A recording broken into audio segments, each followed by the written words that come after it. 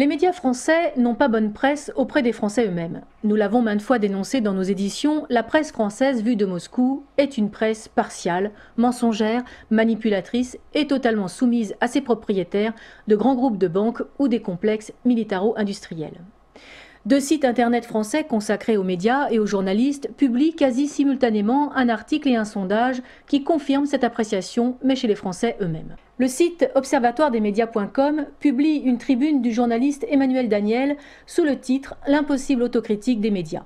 Rappelant que la France n'est qu'au 38e rang mondial pour la liberté de la presse et que, sans les aides de l'État, la plupart des journaux mettraient la clé sous la porte, Emmanuel Daniel dénonce le corporatisme, l'autocensure et l'aveuglement idéologique qui empêchent la profession de faire son autocritique pourtant nécessaire.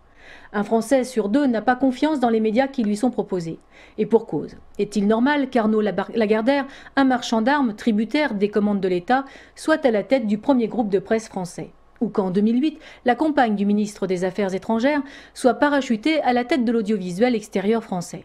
Et où diable sont les articles qui nous expliquent pourquoi la France est 38e au classement de la liberté de la presse, derrière le Niger. Si des journalistes français s'y essaient, ils se retrouvent très vite mis au banc médiatique et paient de leur carrière une tentative suicidaire. On pourrait donner l'exemple de Pierre Carle, qui a réalisé plusieurs films critiques sur la presse française et qui n'a été diffusé que sur la chaîne belge RTBF, faute de trouver preneur en France. On se souviendra également de l'émission Arrêt sur image, débarquée de la télévision publique car elle mettait à mal tout le mainstream médiatique français et la pensée unique qui sévit sur le petit écran, quel que soit le groupe de médias. Dénonçant les liens, ou plutôt les chaînes, qui se tendent entre annonceurs et médias, où les ministres, de droite comme de gauche, leurs épouses, les grands patrons et les rédactions dans une coucherie salace et exhibitionniste, l'article omet toutefois de donner la raison d'une telle déchéance du 4e pouvoir. Il n'est plus là pour informer, pour équilibrer les pouvoirs exécutifs, législatifs et judiciaires, mais bel et bien pour donner le ton de la pensée unique, le là du politiquement correct, pour répercuter auprès des masses grouillantes les décisions prises lors du dernier dîner du siècle. Mais le plus étonnant dans cette histoire est la lucidité des Français, tout au moins des internautes. Et c'est l'OJIM, l'Observatoire des journalistes et de l'information médiatique, qui permet de s'en faire une idée précise avec la publication d'un sondage réalisé auprès de plus de 5000 internautes. Cette toute nouvelle structure, dont le credo est « Soyez informés sur ceux qui vous informent », montre à quel point les médias traditionnels sont en perte d'influence.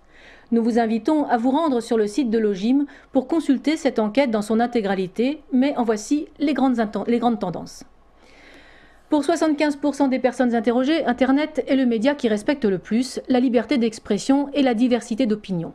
La télévision est bonne dernière avec seulement 1% d'opinion.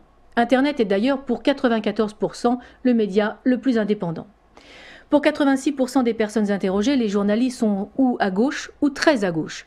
Au fil des années, 85% des personnes interrogées estiment que la liberté d'expression se dégrade. 89% des personnes interrogées considèrent que les journalistes sont complètement déconnectés des réalités. Pour 94%, les médias sont peu ou pas indépendants. Et les principaux facteurs qui nuisent à cette indépendance sont le conformisme idéologique à 60%, les pressions politiques à 22%, la course à l'audimat pour 13% et la pression des annonceurs à 5%. Et pour le côté people, les couples journalistes politiques dérangent 78% des internautes. À la lecture de ces chiffres, on se dit que ProRussia.tv a de beaux jours devant elle. Merci.